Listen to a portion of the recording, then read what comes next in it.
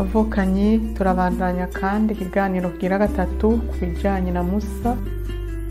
Kino kiganiro nico gusozera igiheruka twavuze ku bijanye n'umuryango n'ubuzima bwa Musa. Kuri uno munsi twagomba tuvuge tuti Musa tumusanga he, yavutse gute, ibintu nk'ivyo. Tubanze dusome mu gitabo Cihunguka igabane ca mbere karunka 15 na 16 handitswe ngo umwami wa Misiri abwira abakirizi b'abahebereyikazi, umwe muri bo yitwa Shifera uwundi Puwa, ati nimwakira abavyeyi b'abahebereyikazi murihweze umwana avutse, niyo aba ari umuhungu mumwice, niyo aba ari umukobwa arabaho. Ndababaza ikibazo, none bano bakirizi b'abahebereyikazi bari abanyamisirikazi canke bari abahebereyikazi? Sinzi ikibazo ko mwebwe mucibaza, ariko abasoma neza bitonze Bibiliya kino kibazo baracibaza.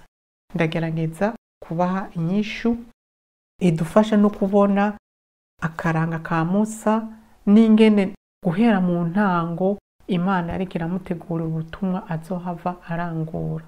Ubwa mbere nagomba manze vuga yuko no mu ntango Musa bamutwereka ari umuntu azoba mukuru, kuko bahejeje kuvuga ko avutse bashobora bavuga ngo yari umwana mwiza, yari ikibondo ciza. Iryo jambo naryo ni jambo bakunda gukoresha ku bantu b'abami.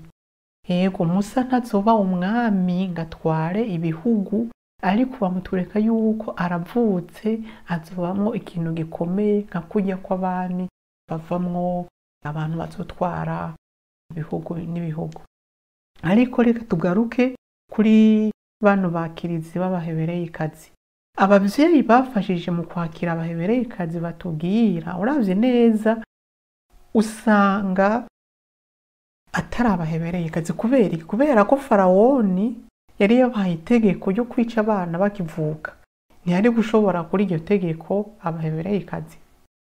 Urumva abahebereyikazi baba bariko barica abana babo, hawe yarondera abandi bantu bashobora kubakiriza. Kandi noneho muribuka bano bakirizi ko bamunyuma bavuze ngo erega abahebereyikazi ntibameze nka twebwe, ko turamutse dushitse dusanga bamaze kwibaruka nuko. Ariko kwari uburyo bwo kubesha kugira ngo abana bana rino tegeko Farawoni yari yabahaye ntibarirangure, abana b'abahebereyikazi bashobore kubaho bavuke bakure.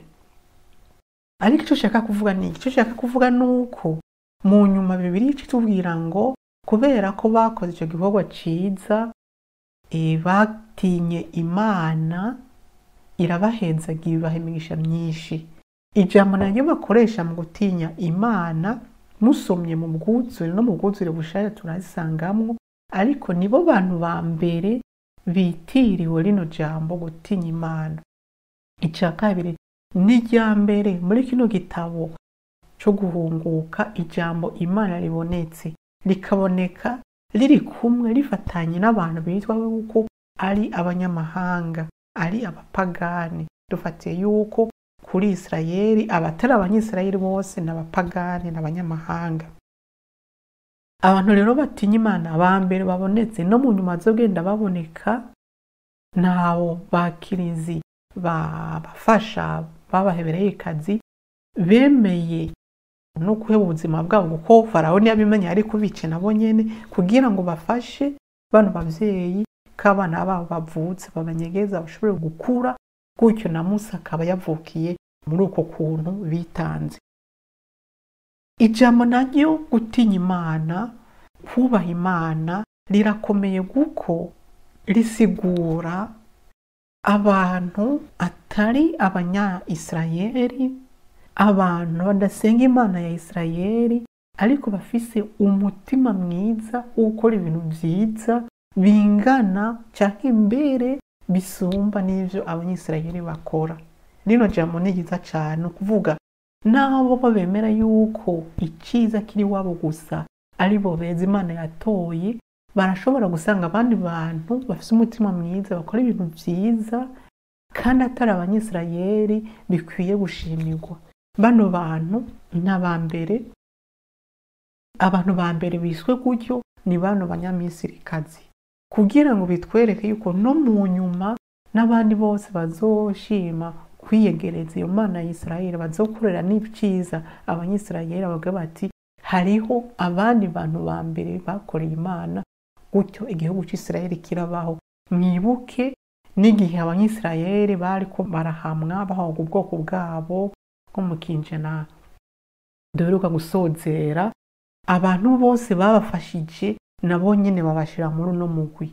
Abantu bose bafashije abanyisirayeli bakabanyegeza canke bakabakorera ivyiza, nuko bari muri uno mugwi. Mushobora gusoma mu gitabo ca Esiteri, murabona ukuntu iryo jambo ryagiye rikura kugira ngo abagenzi b'abanyisirayeli bashobora kubakorera iciza cyo kubaha Imana, cyo kwerekana ko bafise umutima mwiza, barashobora kuronka imihezagiro, nuko bagashobora nabo gusangira nabo kuri ivyo vyiza vy'imihezagiro iva ku Mana.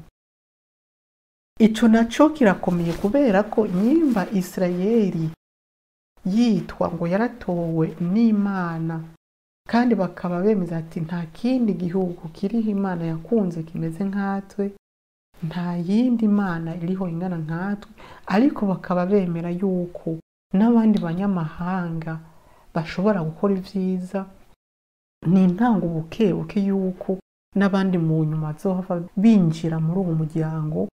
Abamaze kumenya Yezu nabo birumvikana yuko ari n'integuro yaho ubwuzure bushasha buzofatira bwo kuvuga gutinya Imana, kubaha Imana, gusondera Imana, umuntu ashobora kubishikira atari no munyisirayeli. Ico cyari gikenewe kugira ngo mwumve yuko no mu ntango ya Isirayeli, kuko Musa iyo atabaho Imana yari kubikora ukunda, ariko uko tubibona muri bire ko vyanditswe, Musa yavutse afise Imana yamuteguriye ubutumwa bwo kuza gukiza igihugu ca Isirayeli. Nuko ijambo rya kabiri nagomba kubabwira kuri uno munsi ni jambo rifatanye n'ukuntu Musa apfira mu gahinga. Murambabarira mvuye kuvuga ashitse kugupfa kuko sintwevuga byose, ariko no kugira kubereka nuko mu rugendo ajana abana b'Isirayeli mu gihugu Imana yabemereye, wewe ntashikayo, ntiyinjira muri ca gihugu c'amata n'ubuki. Musa ntiyinjira muri ico gihugu kubera igihugu barashobora kugifata, barashobora kukibona, wewe asigara inyuma, azopfira inyuma yaco. Ariko bisigura iki? Bisigura kandi irindi jambo rikomeye ritwereka akaranga ka Musa, kubera ko Musa ntafadika, kubera ko ico yakoze ni ugutanga gusa itegeko naryo rikaba rishobora kubandanya rigenderwa aho bari hose. Itegeko naryo rikaba ridashobora gufatwa, kubera ko igihugu barose abo bana b'Isirayeli bobo bazova banakibaka banabajane mu buja, ariko Musa ntashobora kuja mu buja kubera ko Musa niwe afise itegeko naryo ryamaho. Ikimenyetso c'ahantu atwagwa n'Imana gusa si isi ubwayo, ahubwo n'iryo tegeko riri hejuru y'isi. Nico gituma batwereka yuko Musa apfira inyuma y'isi Imana yari yarabemereye, kugira ngo bamutwereke nk'umuntu adafatanye n'isi binjiyemwo. Kuko urabona Musa ni umuntu wo mu gahinga, twamutwereka ari mu gahinga, avuye mu Misiri ahunza ahungira Madiyani mu gahinga, abonekeko n'Imana ari mu gahinga, umwanya munini awumara mu gahinga aherekeje abana b'Isirayeli. Bageze aho bashobora kubona igihugu, Imana imubwira ati wewe shikana hano, ubutumwa bwawe burarangiye. Kugira ngo bumve yuko isi irakenewe, barakeneye kuronka aho baba, ariko Musa ntafatanye n'isi, kubera ko nibabatsinda isi badashobora banayibake, ariko Musa azokwama ariho, itegeko yabahaye aserukira rizokwama ririho. Igihugu ceranda nuko gifise itegeko, iryo tegeko naryo nta muntu n'umwe yoribaka, kubera ko itegeko riri mu mutima wabo, bashobora no kurigendera n'igihe boba babirukanye bakabajana no mu yandi mahanga. Tuzobigarukako ku bindi bitwereka akaranga ka Musa, ariko muri ino ndwi mufate ivyo bibiri. Murakoze naho umuntu witsa.